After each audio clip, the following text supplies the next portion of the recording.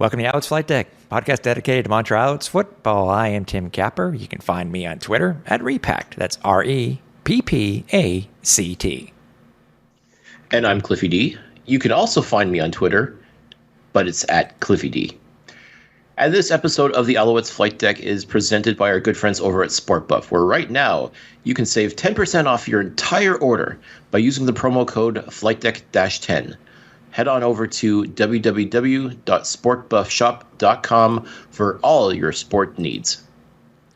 And also, just want to remind everybody that we are on social media. You can find us on Twitter at Alouettes Flightdeck, Instagram, Facebook, YouTube. Do a search specifically YouTube for the Alouettes Flightdeck and get us to 100 people. We're almost there. Cliff and I really want, Cliff's been looking at the jacket really closely, even though he has one currently. He's really been looking at the brand new jacket really, really strange. I want to make sure he doesn't want to get a hold of it. We want to give it to somebody else, not Cliff, because Cliff has one. So Cliff, I'm sorry. No, you can't have it. Well, no. Well, that's it. I'm disqualified from the contest, folks. So we can't rig this. This is here for you to get. We're giving it away for crying out loud. Exactly. Just get us over the century mark for YouTube subscribers. Smash that subscribe button, please. That's right, and make sure you head over to our merch store to check out all of our 2022 merchandise line. teespring.com/stores/owlsflightdeck. So Cliff, welcome.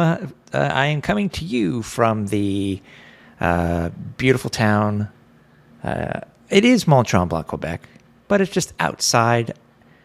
Looking outside at the lovely Lac Ouimet. You always got to, you know what? Vacation be damned. You always got to do a show whenever you got to do a show, right? So it's got to be done. Listen, I was on vacation a couple of weeks ago and still did the show, so I expected nothing less from you. And it's awesome. Isn't it awesome being able to do a podcast just about anywhere? All you really need is a microphone and an internet connection. Exactly. And it's not that I could really do the show outside on the porch, because being as close as we are, I mean, we're literally overlooking Lac Ouimet. That many people who may not know is that sound actually carries very, very well on water. So I would be talking to, doing the show to everybody, but they would just be hearing me. So don't want to piss off everybody here in the, here at the hotel.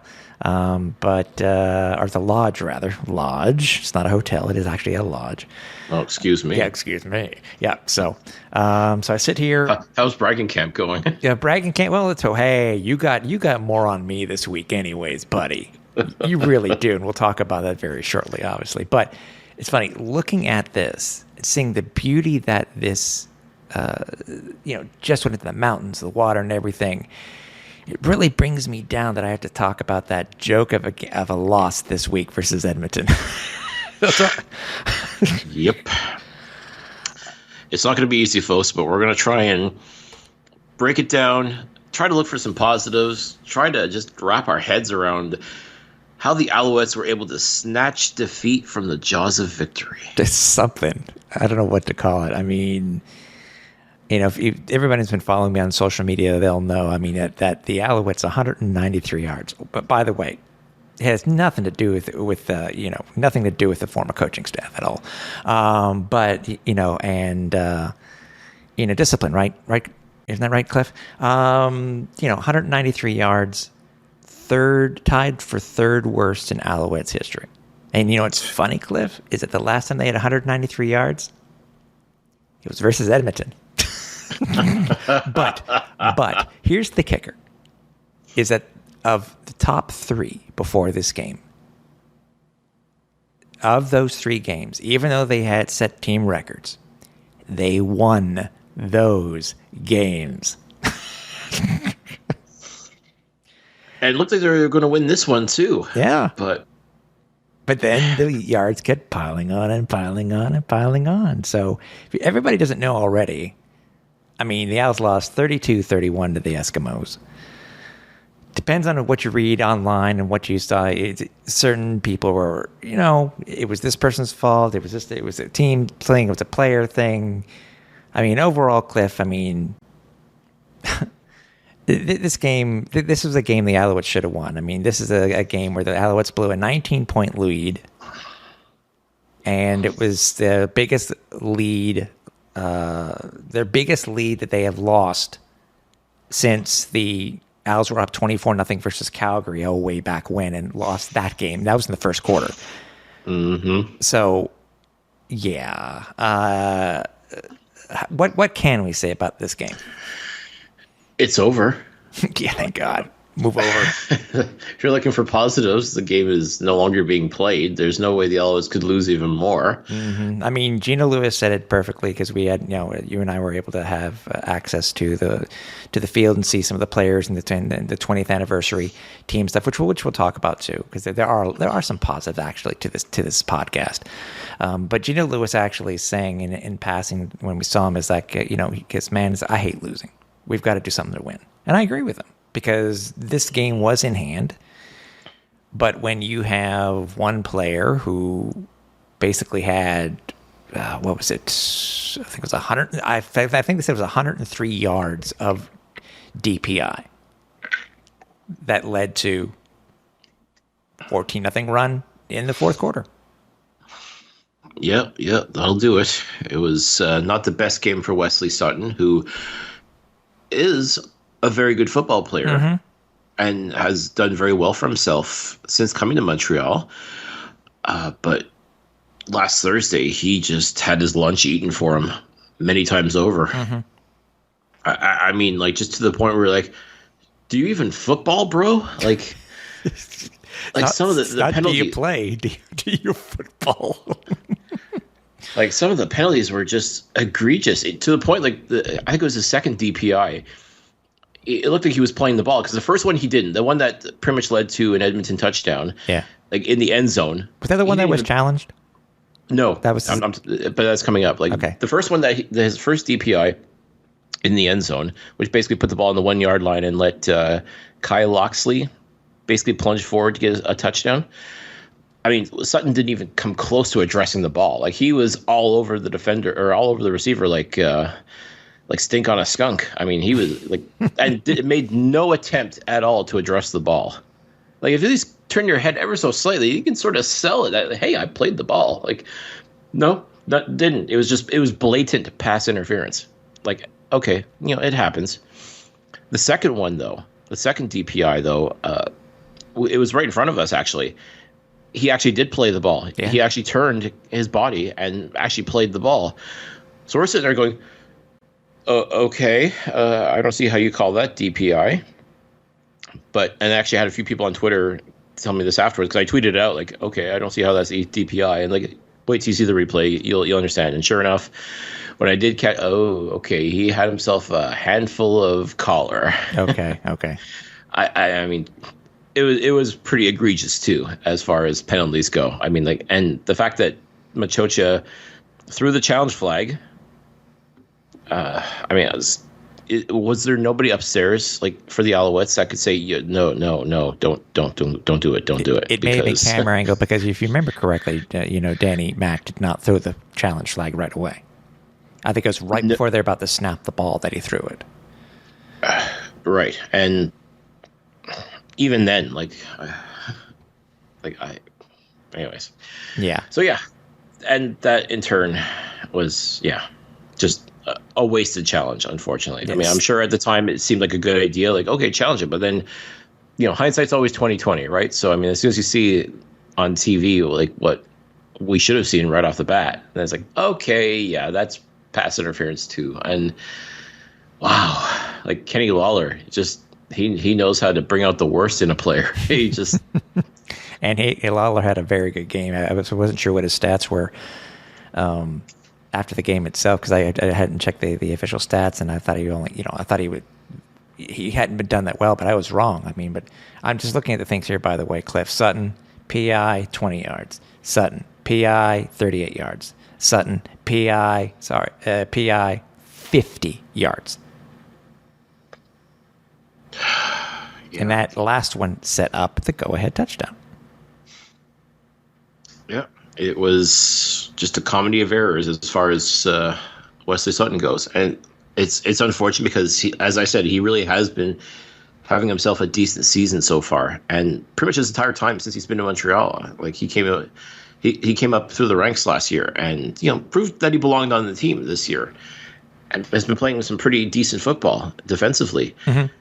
But this game just it was not his game, to put it mildly. Like I fully expect he'll come back out stronger and he'll be better for the experience. But man, it was brutal for Sutton to go through, and it just happens. It just happens. True, and I mean, some things that had to be changed with the addition of AC making the play calls.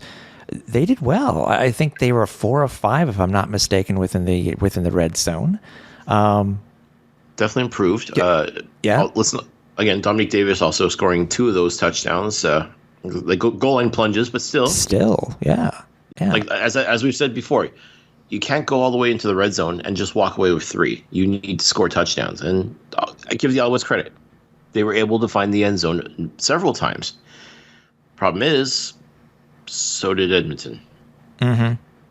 No, it's true. I mean, but there were other things that were besides the collapse of the defense and just ineptness when it came to overall penalties and whatnot. I mean, Trevor Harris did have a game, but he had 2 interceptions, which led to points which could have helped the Alouettes win the game.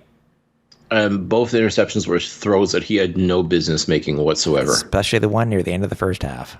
Yeah. I mean, that was just like, if you didn't know better, you'd swear Trevor was throwing it right to the defender. Which I think, didn't he? Literally?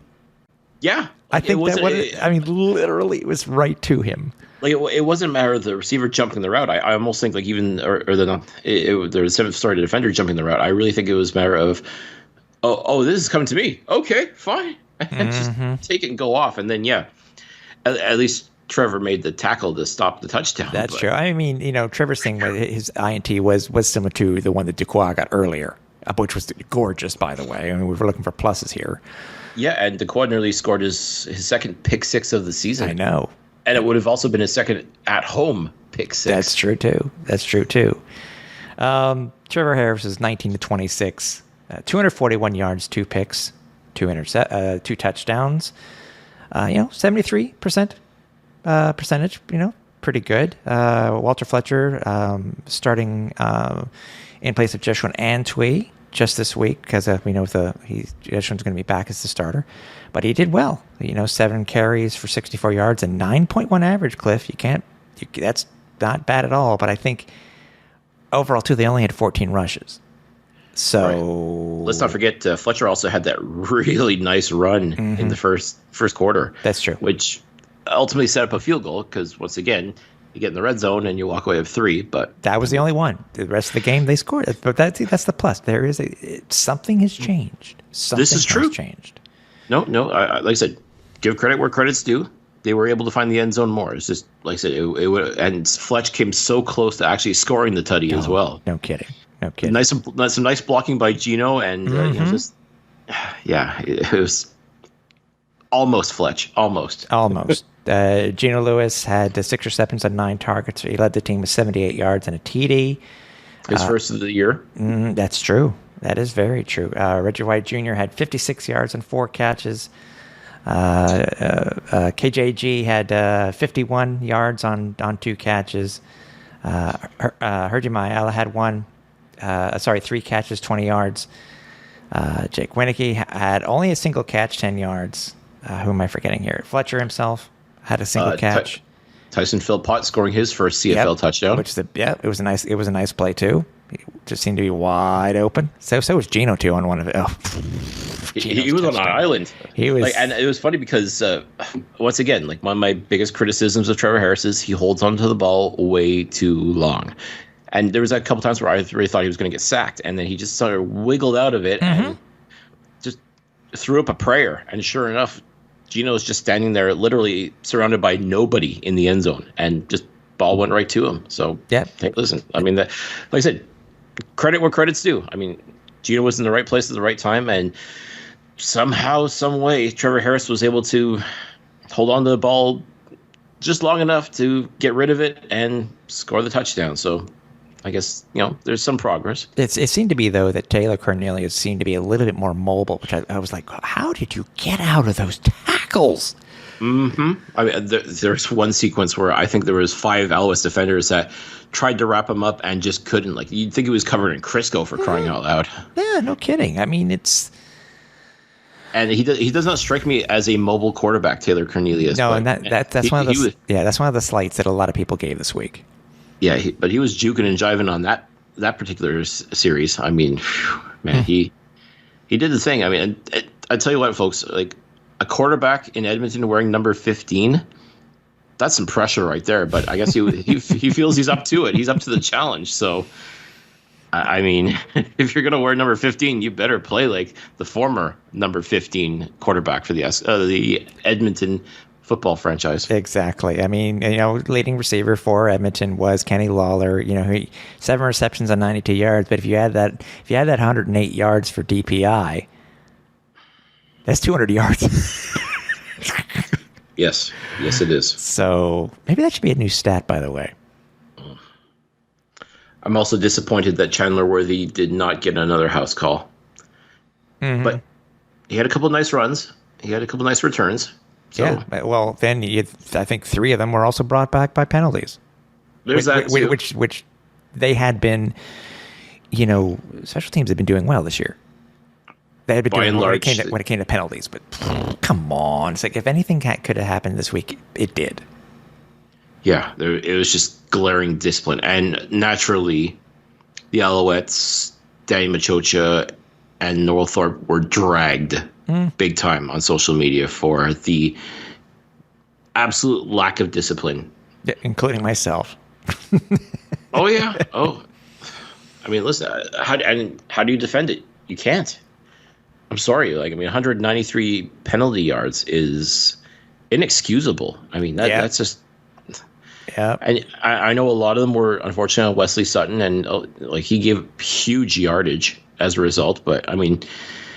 No matter what, I mean, that's still hard to ignore, especially, too, when you claim the reason that you get rid of Kahari Jones and Baron Miles was because discipline was such an issue with this team. And I know you're not going to fix everything in one game. So in that sense, you kind of want to give Machocha and Thorpe a mulligan for that. But at the same time, you have to know that people are going to come at you for it. And sure enough, the CFL Twitterverse... They let him have it. They said, like, oh yeah, this is why you got rid of Kahari. Yeah, discipline was really a problem, eh? Yeah. Like it was just relentless. And I'm sorry, there's just you can't defend any of it. I mean, you could say well, it's their first game back, and they just got started, blah blah blah. But I mean, these are guys who have coached in the league before. I mean, especially Noel Thorpe. He's been defensive coordinator for a long time for a couple different teams now. I mean, it's tough. I mean, it is. I really want to see both sides of the coin here, but I mean, a lot of it is undisputable, and numbers don't lie. I mean, 193 yards it's not chump change. No, and it's very, because if everybody saw last week, I talked about when it came to the Alouettes and how many times they've changed in season and whatnot. And another stat. I was able to research, which is very frustrating to me in itself, Cliff. The GM head coach position, the last 3 men to hold that and be coaches for the Alouettes, currently they're on a 12-game losing streak. So what does that say about making a GM about double dipping? Yeah, I mean, I want it to be broken. I mean, yes, it goes back to Pop, Kavis Reed, and now Danny Mac, but still, hopefully that streak will finally be broken this week. Well, we can only hope. I mean, I think I really want to believe that the Alouettes learned a lot from this. I really want to believe that they.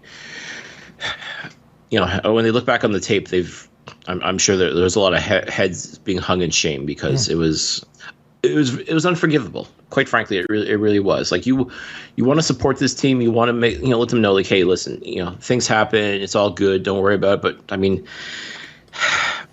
it's tough. Like some of this stuff is just like grade school stuff as far as I'm concerned. Like, as I said, like Sutton's penalties were just inexcusable. Like for a player of his caliber to commit such, blatant penalties is like, what the hell, dude? Like, yeah, like you're better than that. I know you are. Yeah. And coaching, same idea. It's like you realize, you knew everybody was going to be watching you to see if you were going to, whether you'd succeed or fail. And I won't say, fail's maybe a harsh word to use, but at the same time, you walked, like you had a 19-point lead and you squandered it. You let this team back in more times than acceptable. I mean, it's like there's really no way to sugarcoat it. I mean, they blew it. They blew this game. This was very much a winnable game. Just like Calgary was, believe it or not, a very winnable game. Toronto was a very winnable game. This game against Edmonton was very winnable. Quite frankly, the Alouettes should be 4-1. A couple more bounces here and there, and this team is a 4-1 team, and essentially the class of the East, which again is coming kind of damning with faint praise, but I mean, like this team should not be 1-4. Like you are what your record says you are, but at the same time, like I know this team definitely shouldn't be 1-4, and they know that they shouldn't be 1-4. There's a lot of things that need to get cleaned up, and I sincerely hope it starts this week as far as really getting their act together and showing that they can take a lead and build on it and keep it. Because that really right now is it's become a huge question mark. Is even if the Alouettes are winning, when does the other shoe drop? When are they going to blow it? Because look what happened against Edmonton, which was, again, one of the weaker teams in the West. I mean, all the teams in the West right now are just next level. But I mean, if the Edmonton Elks were in the East, they'd be leading by a country mile. I know. And I think it's what's frustrating too, is that, once again, the Alouettes have a chance to potentially take first place and be in first place by themselves, or at least be in first place, and they can't take advantage of it. It's just been the crux of, it's just been something that they have not been able to do over these past 5+ years, where they can't take advantage of these games. I think the Alouettes' biggest and most dangerous opponent is the Montreal Alouettes. Mm-hmm. That's what these 4 losses have taught me, if nothing else, is that this team is so good at beating the Montreal Alouettes. The Montreal Alouettes are very good at beating the Montreal Alouettes. That's got to change. That's got to stop. It's bad enough you're playing other teams. The fact that you're playing yourselves and losing to yourselves is I don't know if that's something that can easily be fixed with a coaching change. I don't know if that's something that can be changed with a quarterback. I don't know if that's something that can be fixed, any number of ways, but it's something that needs to be fixed. It's that attitude, it's that thought process, that mindset that absolutely positively has to change. Oh, without a doubt. Without a doubt. And by the way, here's the fourth quarter stat that people need to remember the most here, Cliff. Time of possession, 4 minutes, 2 seconds. That's a lot of 2-and-outs. Yes. That's a lot of drives that just are stuck in the mud. Mm-hmm. That's a collapse. I'm sorry. That's truly a collapse. Like, that's watching the other team stomp a mud hole in you and walk it dry and doing absolutely nothing in return. Yeah. And that's really what it was. And it was just little things here and there. Like, okay, they scored that first touchdown and, okay, there's signs of life. Second touchdown. Okay, now we got a game. And then the third touchdown is like, oh, God. They completed the comeback. Exactly. And just go up by 1. And that was the thing. Up by 1. Like, okay, no worries. We'll just march down and kick a field goal. Nope. Couldn't even do that. No. Like, can you think of what it would have been like if the Alouettes had actually, instead of Red Jr. fumbling the ball after the gorgeous onside kick, if we've been able to get some points out of that. Oh my goodness, that would have been amazing. And just the fact that you caught everybody napping. Like, I love the gamesmanship of it. I've seen some people online saying that was the slap in the face that woke the Elks up and made them, made the Alouettes pay for, kind of I won't say necessarily a dick move, but I mean, it wasn't. I wouldn't call it necessarily a dick move. No, it's just, you know what gave the Elks the easily the pump up would have been the fumble on the next play. That was it. 100%. Because this is football. You know what? I've seen some very eye-opening stuff in my years when it comes to football. I mean, I've seen a onside kick attempted in overtime during a playoff game. I'm like, what are you doing? You know what I mean? So I mean, the Alouettes. I mean, second down conversions were, which to me is a huge stat. The Elks did well. They were at 53%. I mean, they were 9 of 17. There's just one problem with that, Cliff. Edmonton was 13 of 22 for 59%, and we didn't get a sack. Our first sack, first time this year, we've not gotten a sack. No, because again, Taylor Cornelius was slippery as heck. I mean, he just couldn't nail the guy down. Yeah. I mean, even with the 2-point convert that the Elks didn't get, with a missed extra point on the first touchdown, we still lose. And sure, it could easily been that field goal that Edmonton kicked at the end of the half after the Harris interception. Well, yeah. I mean, that's.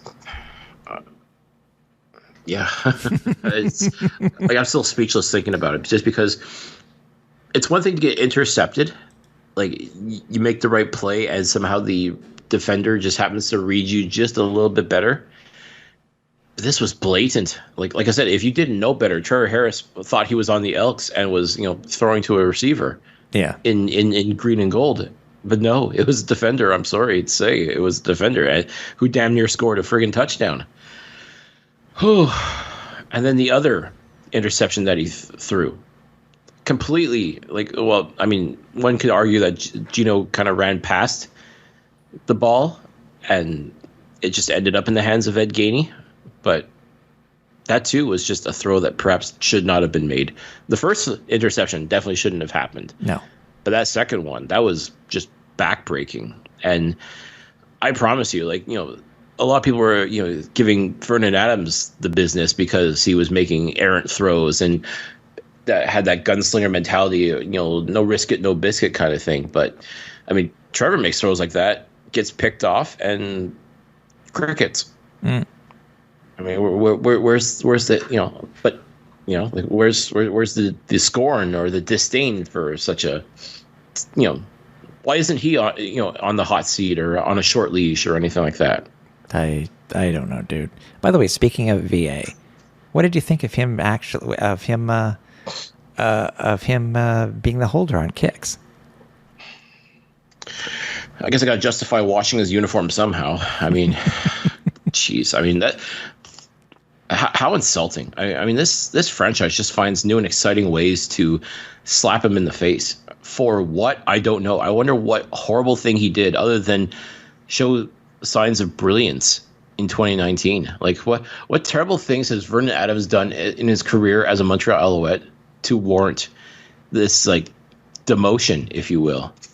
He's not even the third down guy. Like, he's not even the short yardage quarterback. I mean, which again would also be insulting because you're paying this guy $500,000 for little plunges. But I mean, I think even more insulting is you're paying this guy to hold the ball for David Cote. I mean, you really don't have any other use for him. You know you can use two quarterbacks on the field at the same time, right? I know. I still want to see that. Well, I'm sure Vernon would too, if only to be able to say, hey, at least I threw the ball at somebody. But to be fair, yes, I would love to have seen them. I mean, it makes you wonder, did the Alouettes have something in the repertoire that VA was going to do, whether on a field goal attempt or an extra point attempt? I don't know. It's something that we'll never know. But, and you talk about, being the third down back. Remember, this is a guy who set the record for quarterbacks for the Alouettes to just back in 2019. So he's done it before. But obviously the thing that was over the head of everybody, which we have to talk about, is that a lot of rumors, because of what's happening in Ottawa, the quarterbacks in Ottawa and in Edmonton, the leaked, or so I do put it in air quotes, Cliff, I don't know what to do with this here. The infamous agenda that was put out on social media with the tete-a-tete picture between Gary Stern and Victor Cui. Maybe they... I don't know, dude, because, that infamous thing, Vernon Adams trade that showed up there, I mean, it's, as if we're recording, still nothing has occurred. He's still going to be the number 2 going into the game in Ottawa. What was your thought about this? I mean, I can understand why they didn't want to put him in harm's way if he was going to be traded. But what were your thoughts? It's kind of a funny it's kind of a funny thing, because if you wanted to trade him, would you not want to showcase him? Would you not want to try and get more out of a potential suitor? Because right now, you take a look at the fact that Nick Arbuckle was traded for a 4th-round pick. I mean, Nick Arbuckle back in 2019 did an amazing job in relief for Bo Levi Mitchell, and pretty much was able to parlay that into free agency to become, believe it or not, he was actually traded to the Ottawa RedBlacks. His rights were traded to the Ottawa RedBlacks. And never played for them because he ended up being traded to Toronto. Or no, he ended up being released and signed with Toronto, then ended up in Edmonton, only to end up back in Ottawa.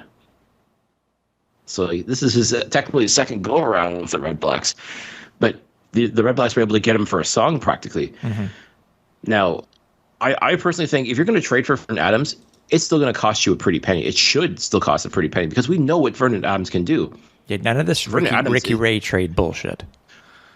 Well, and again, I really have to hope and believe that, Danny Machocha, even though his trade track record right now is, unless he's trading for the first overall pick in the draft, I mean, his trade status right now is his penchant for dealing trades for actual football players is spotty at best right now. I would think Vernon Adams is worth a considerable amount in a trade, but if you don't play him, what do you expect to get for the guy? Are you that desperate to get rid of him? That's pretty much what the RedBlacks had to pay for Nick Arbuckle. Mm-hmm. Whether or not that's going to pay off, only time's going to tell. But they made the move to get the quarterback that a lot of people thought, might be the Montreal would be making to try and get rid of Adams if that was their plan. If they really wanted to go all in on Trevor Harris and say see ya to big play VA, that would be one way to do it. But it really felt like it was just nothing but a formality at this point that that Vernon Adams would be traded to the Elks. And I'm sitting there going well, it could happen, yes, but what are we getting back?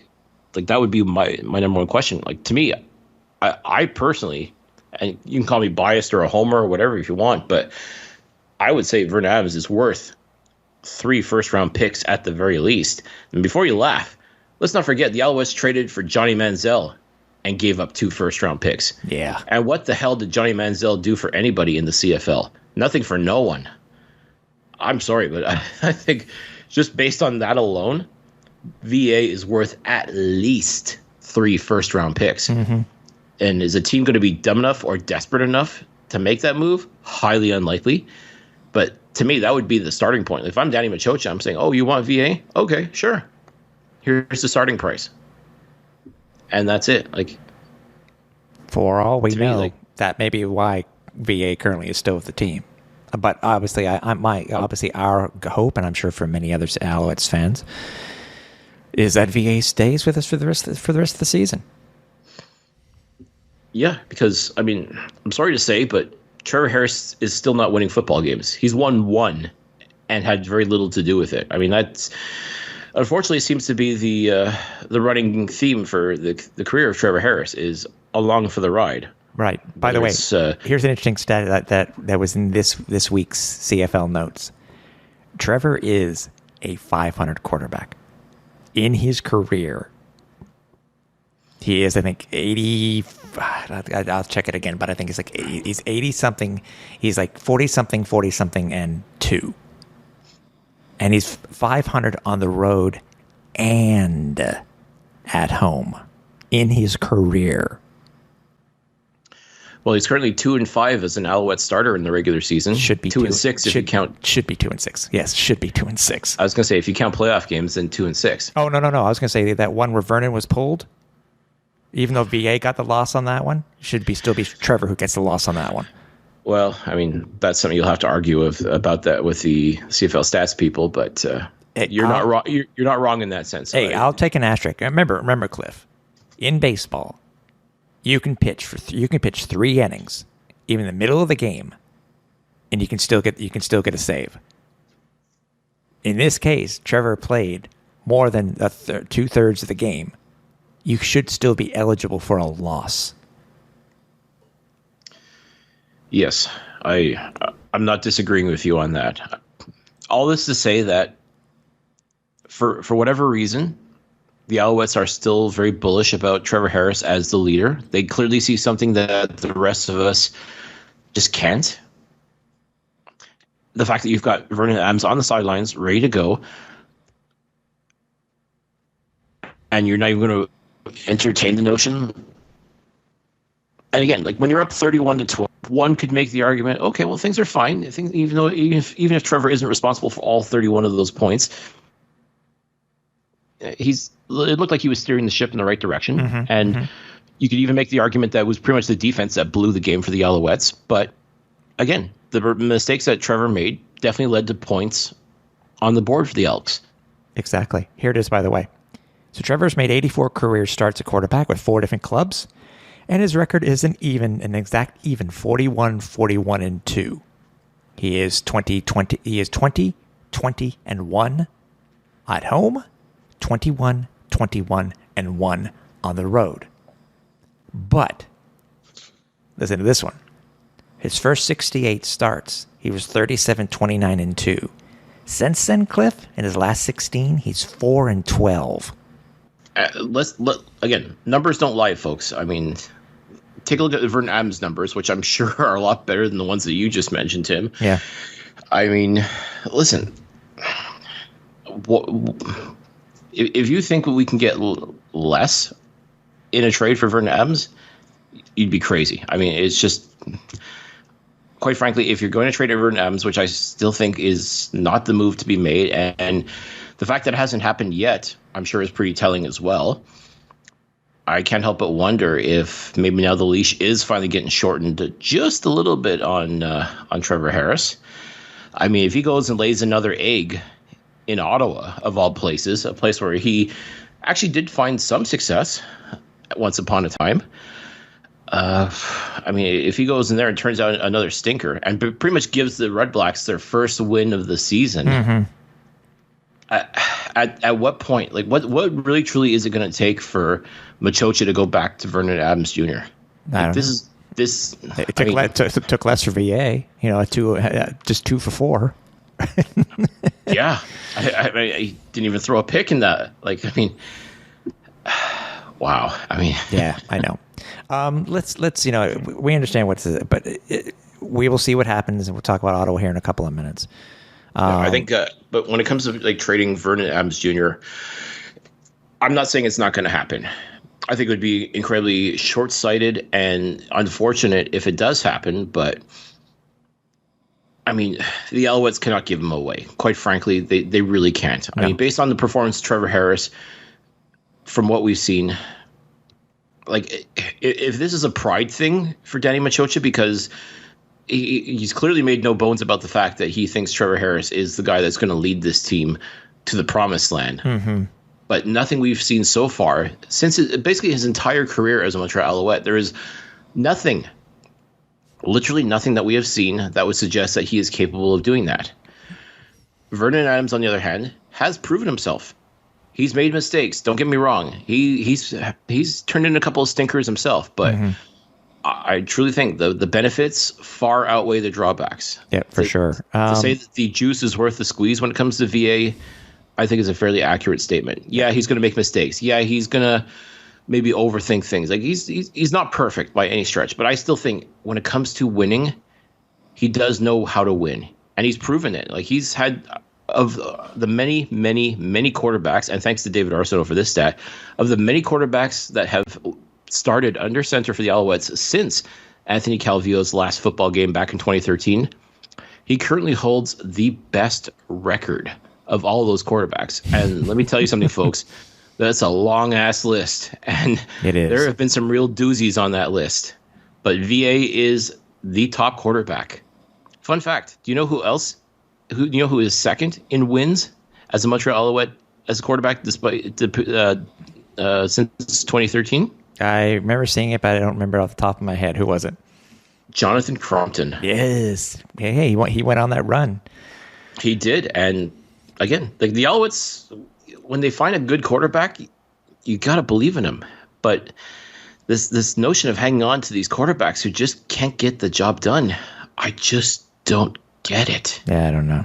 I just don't get it. And quite frankly, I think this Thursday, Trevor Harris is really, truly going to have to play the game of his life.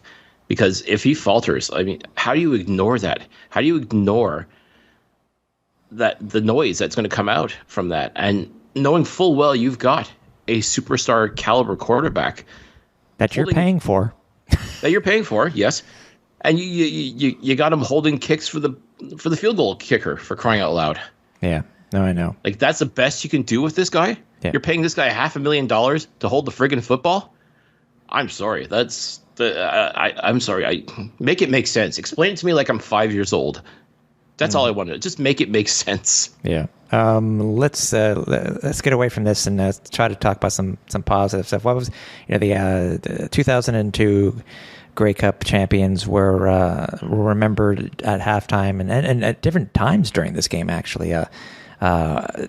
Great setup pre-game where you had all the guys, right next to the Grey Cup, where you could take a picture of the Grey Cup, or you could get some autographs from some of these guys, I think at halftime, also post-game too on the field. This was I think it was done very, very well. It was fitting that it was versus Edmonton.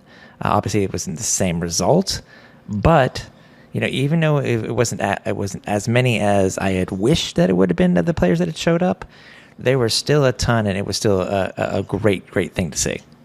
Yeah, it was really cool. Obviously, AC couldn't be a part of the festivities because, well, he's a coach now with the Alouettes.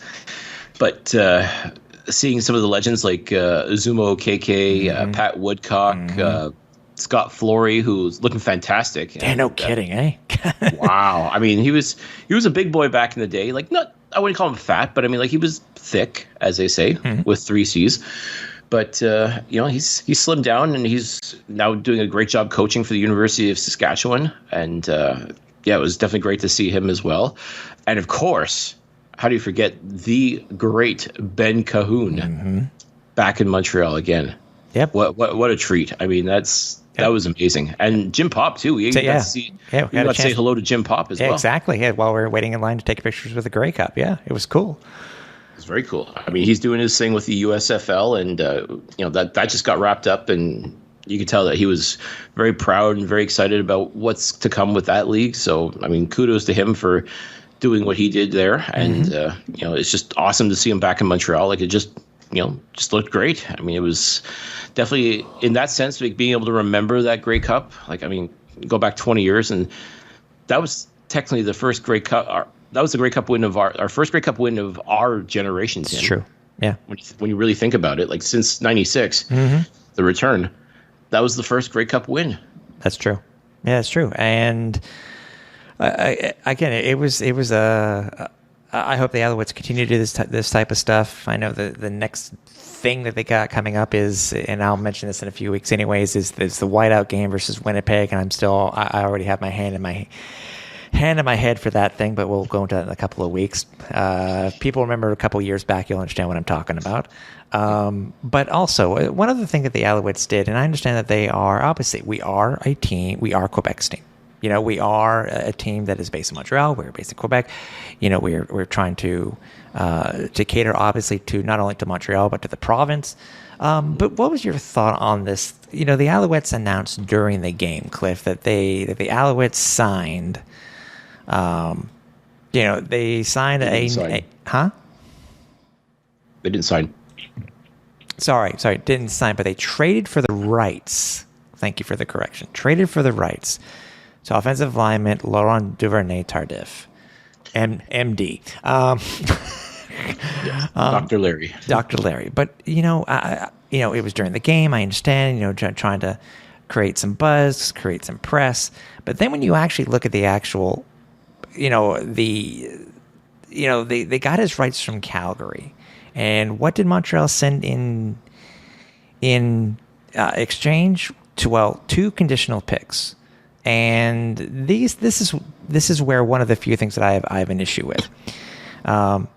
If he signs with the Alouettes or any other CFL team in 2022 or any subsequent season, Montreal will send its second round pick to Calgary.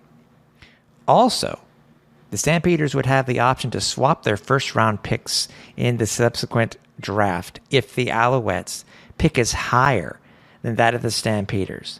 If Montreal does not have a first-round pick that the following season, Calgary would retain this right for the following season. Okay, I understand. It's great, you know, to have a guy as popular as he is, play in the NFL, win a Super Bowl, to be able to continue to take a year off during the pandemic, to away from football.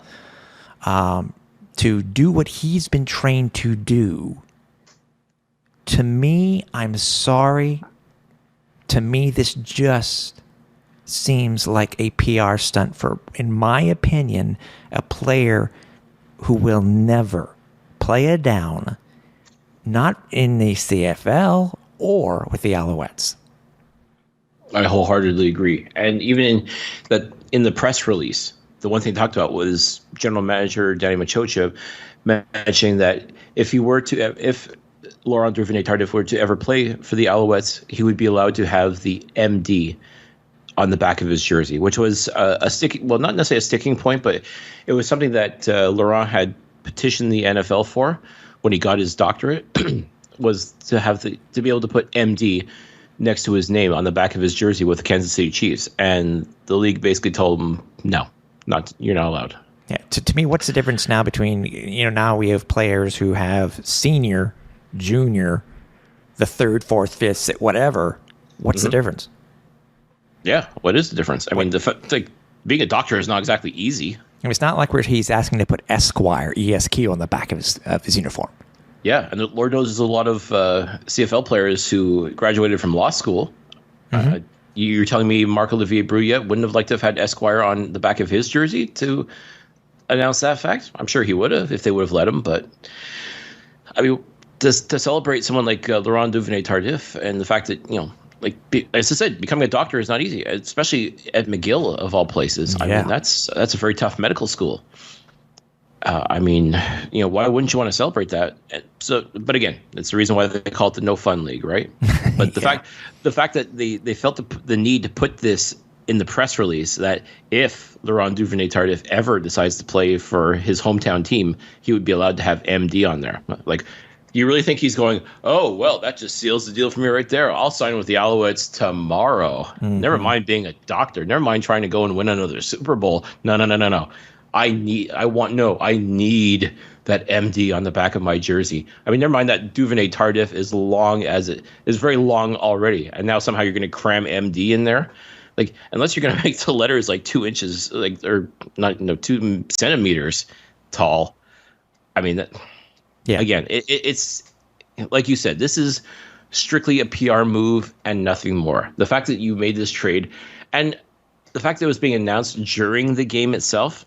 I'm not saying it took away from the game, but obviously it drew a lot of attention. And to what end is what I want to know. Like, if this was such an important thing to do, why not do it before the game or after the game or during the week or something like the timing of it was so bizarre. Yeah. It takes away from, the nice moment that they gave for Guy Lafleur. It takes away from the, celebrating the anniversary of the 2002 Grey Cup champs. It could have been done. It could have been done a hell of a lot better. It could have been done not at all. It's wait till next game. You know what I mean? It's, again, sure. This is a PR stunt where, and we've seen, I understand why teams do PR stunts, but I've never known the Alouettes to have to pull something off like this. I don't, in the 25 years that I've been a season ticket holder, I can't remember off the top of my head. Never mind. Yes, I can. Think hard, Tim. You can. I'm pretty sure you can. I can. Michael Sam being one. Johnny Manziel. But during a game, I don't remember them doing this. That's where I was trying to go. Is I don't remember them ever doing this during a game. During a game, no. I'll give you that. It's definitely a first. And is that really something you really want to be a first of? Like, is that really what you want to make your debut at? Yeah. And also, too, and again, folks, I don't want to necessarily throw cold water on it. I mean, it's cool and all that, the Alouettes secured his rights. I mean, if that's really what makes you happy, that's awesome to have to basically occupy a negless spot. Like, if that, really floats your boat, that's great. But I can tell you right now, and this was actually brought to my attention in La Presse, they actually did an interview with him. And the one thing he said he was focusing on right now was his medical career. And actually being the doctor that he is. Mm-hmm. And he said if he were to go back to football, his goal would be to win a Super Bowl. So I'm sorry to say, folks, the likelihood of Laurent Duvernay-Tardif coming to the CFL and playing for the Montreal Alouettes or even any other CFL team, the odds are not good. Yeah, slim to none, in our opinion. And whoop, there goes Slim. Oh, I liked him. This week, as I said, as I sort of jokingly hinted at the beginning before, you actually had a pretty cool an opportunity to do this week where, for many of you who may remember that the Alouettes, after every home game, are doing a Sanka set at a local restaurant where players and either Danny Mac or Mario Ticini or whomever may come to the game, come to this event, and you can talk to them and along with players. You had that opportunity, and I'm curious because this is actually the first I've heard you're going to be able to talk about it with me hearing about it. But tell us about this opportunity. It seemed pretty cool from the video that I saw online. Yeah, no, it was really cool. Like they, again, I don't know what the order is or how it goes about, how random it actually is, but I was notified by the Alouettes that I was invited to this Sanka set or happy hour for the rest of North America. Mm-hmm. Invited to come and meet with a couple of the players and a couple of the officials from the Alouettes themselves, and just come have a beer with the guys and shoot the breeze. I'm like, wow, that's really cool. So I was excited. I was kind of hoping they would have like a +1 situation because I certainly would have invited you, Tim, even though you were heading out to the beautiful mountains of Mont Tremblant. Yeah. But yeah, so I went, and it was kind of funny though. They actually had it at the La Cage au Spa, the La Cage as it's now known.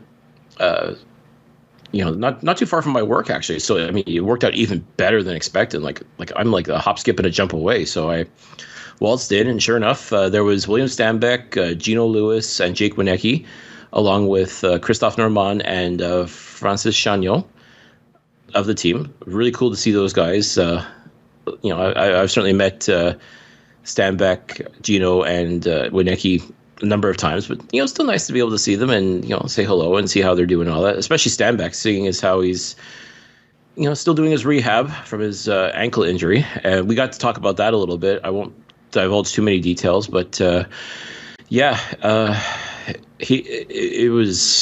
was a tough slog for him. I mean, he had his surgery, and he says he's feeling a lot better, and if all goes well, he may be able to get out of his cast in a couple of weeks and just keep on rehabbing. I mean, like, he's still hopeful to get back on the field at some point this year, but I mean, you can tell he's chomping at the bit. Like, I mean, he's still working out as much as he can, like a lot of his upper body and everything like that. He's working on that. But he said, like, I can feel it. I feel my leg, like the injured leg. I can feel that starting to kind of atrophy a little bit. Oh boy. You know that he's doing his best. He's trying to stay positive as much as possible. But you can tell, like, he just wants to be on the field so bad, and it's got to be tearing him up inside. And at that point, what could you do? Like, just tell him, listen, like, we got your back. We believe in you still, and just heal up. That's all that matters. Just get yourself healthy, and you'll be back before you know it. I mean, that's really, what else can you say at that point? I know. Talk to VA about that hyperbaric chamber. Yeah. Why not? Any giveaways and stuff like that? I mean, anybody else from that you're able to speak with, and any other tidbits? Yeah, actually, they did have a draw for 2 jerseys. I think it was Norman and Stanback's jersey were being drawn. Cool. I did not win either one, but that's fine. But yeah, it seemed like all the fans had a really nice time. Like, so the team, buys you a drink, and there were some, hors d'oeuvres to be enjoyed as well, and just be able to sit and rap with these guys and just have, just a relaxed atmosphere, and it was just great. I mean, it was really cool. If you ever get invited to this, folks, like, if you're a season ticket holder for the Alouettes and you get invited to one of these, I strongly recommend you go. And Mario Cecchini was there. Got to talk with him a little bit more, and that I'd asked, like, if Danny Machocha was going to be in, and pretty much they said that now that he's sort of doing double duties as coach and GM, they kind of wanted him focusing more on that, which I can appreciate and respect. I mean, that's, especially to, I'm sure, like, a lot of fans, like, no matter how big of a fan you are, I mean, I'm sure if you saw Danny Machocha, your first question to him would be, what the hell happened this past Thursday against the Elks? What was that? So maybe, I think Mario was just kind of maybe trying to save face a little bit. And if that's the case, that's fine. I completely respect that.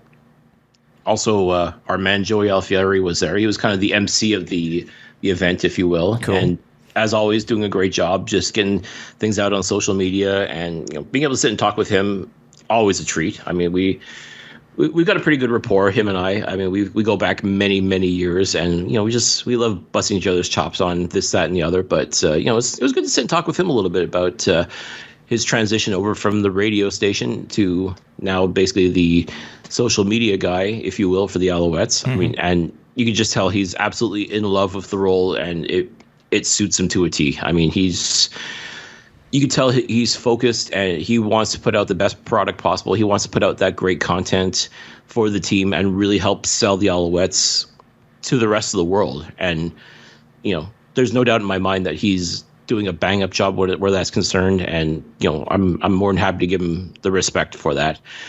And again, we'll always have that fun, playful banter. That's just the way we are. I mean, I got a taste of that. I got a taste of that post game when we were on the field, when we were seeing Joey.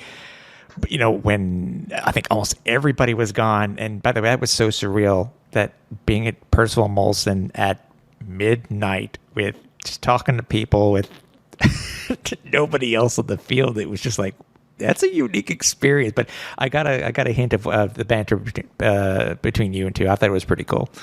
It is. I'm so glad we have that. I mean, you got to have fun with it. And that's the thing. At the end of the day, we're all looking for the same thing. We want the Alouettes to be successful on and off the field. And there's no question in my mind, regardless of what happens on the field, that Joey is doing everything he can to help make the Alouettes a success off the field. Agreed. And, definitely deserves all the flowers for that. Yeah. Oh, yeah, for sure. By the way, we want to thank everybody who happened to listen to last week's episode, or the special episode that we had with Alouettes owner Gary Stern. We've gotten a lot of great feedback on it. Yeah. If you haven't listened to it yet, please go back and check in our archives. It's over at alouettesflightdeck.ca. Yeah, now we just got to find a way to get Gary to follow us on the Flight Deck account. There you go, sir. Yeah. He's following quite a few media types, and I think we're in that camp, and I think we did an excellent job talking with him. Like, it sounded like he had a blast with us, and he was making the rounds with other podcasts in the CFL, and that's great. I mean, like, he's getting the exposure, and he's just letting people know his side of the story, which is always amazing. But yeah, folks, if you have not already, definitely go check out the interview we had with him. It was a blast. I mean, the time flew right by. Yeah. For 45 minutes, man. I couldn't believe it. And we got so much out of him. Like, we learned so much. It was incredible, and it just felt like like we're just having just sitting there and having a chat with our buddy. Like, he could just have easily been one of the fans at that Sanket set that I was at, just sitting around, shooting the breeze, have a beer, talking about football, kind of thing. Like, that was the vibe I got off of him right away. Like, throughout the entire interview, it was just just you're sitting there talking with a friend. He just happens to own a football team. Yeah, exactly, which is so cool. He just happens to own your favorite football team. Exactly. Like no big deal. No big deal at all. A reminder that we will be giving away the next pair of the SportBuff Flight Crew seats in 2 weeks. It'll be the approximately the weekend of the game versus Winnipeg. It'll be for the next game, obviously. Because we play them back to back. So it'll be the game we play them. I think I'm right there, Cliff. The week that we play them in Winnipeg first. No, am I wrong? Oh no, I'm thinking it's week one. So it's the game versus Hamilton. That's right. The week of Hamilton. Sorry, that we will be putting that stuff out on social media, so you can win a pair of tickets to go see the Alouettes play the defending 2-time Grey Cup champion Winnipeg Blue Bombers and currently undefeated. As of this taping, Winnipeg Blue Bombers. Yes. And this is the whiteout game. And anyways, we'll talk about that more in a couple of weeks. But please stay tuned to all of our socials for when that it comes about. But we'll remind you next week too, so don't worry about it. Game versus Ottawa this week, Cliff. We go in again. We're 1-4.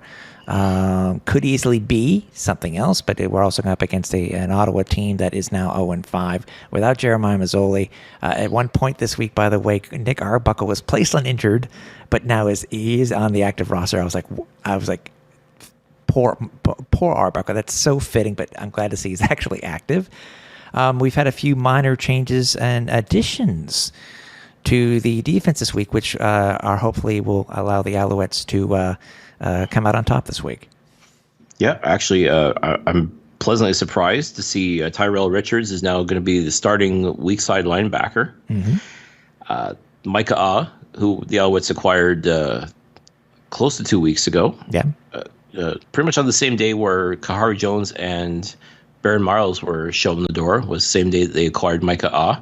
He's now going to be starting at middle linebacker. And we're very happy to have Darius Pickett back in the lineup. Yep. He missed the last couple of games due to injury, but we're glad to see him back because when he's on, he is definitely on and is definitely a force to be reckoned with. So I think that's going to really help this defense out considerably.